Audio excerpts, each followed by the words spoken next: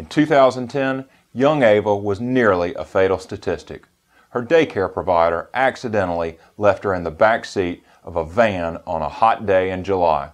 By the time she was found, she was suffering from heat exhaustion and dehydration, which required hospital treatment.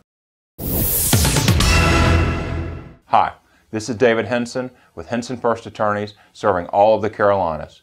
Every year in the United States, about 40 children die and countless others are injured after being left unattended in a hot vehicle. The temperature inside a car, van, truck, or SUV can rise to dangerous levels very quickly. How quickly? On average, the temperature inside a car can rise 20 degrees in just 10 minutes.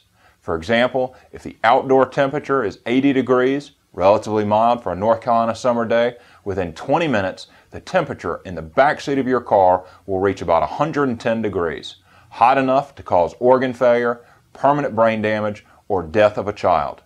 Very few parents deliberately lock their children in a car alone. In fact, 30% of child deaths happen because a child had been playing inside an unattended vehicle. And about half the time, the child was forgotten by a parent or caregiver. The mechanics of heat in a car is more complex than most people think, which means that what we think of as common sense is actually a myth. Myth number one: you don't have to worry until outside temperatures hit 90 degrees. Fact: outside temperatures don't have to be sizzling hot to pose a risk. Heat stroke and death can happen when outdoor temperature is a balmy 70 degrees. Myth number two: if you let some air in, the car won't get as hot. Fact: studies show that cracking a window has virtually no effect on the temperature inside the vehicle. Myth three: if you sit in the car too, you'll know when the child is getting too hot. Fact: a child's body temperature rises 3 to 5 times faster than an adult's, so what might be safe for you won't necessarily be safe for a child. One thing we absolutely know for certain is that there is no safe length of time to leave a child alone in a car, not even for a minute. To help prevent any child from becoming a victim, experts recommend that you always lock your car even if it's in a garage. Children may play in the car and become trapped. Also, make sure children don't have access to keys or remote entry devices. Teach your children that vehicles are never to be used as a play area. If a child is missing, check all areas of your car first, including the back seat and the trunk. Make "look before you leave" a routine whenever you get out of the car.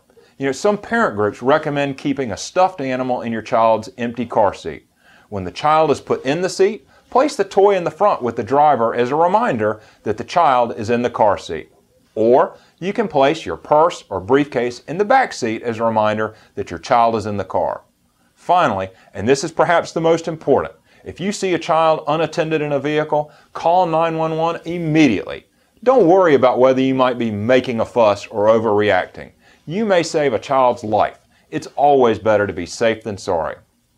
Currently, only 15 states have laws prohibiting leaving a child unattended in a vehicle, while 9 others, including North Carolina, have proposed legislation that would make it a crime to leave a child unattended in a vehicle. But a law won't restore health to an injured child. Be aware, practice prevention, and help spread the word that it's never safe to leave a child in a car, not even for a minute. This is David Henson with Henson Fuerst Attorneys. I'm asking you to join us in helping to keep kids safe this summer season.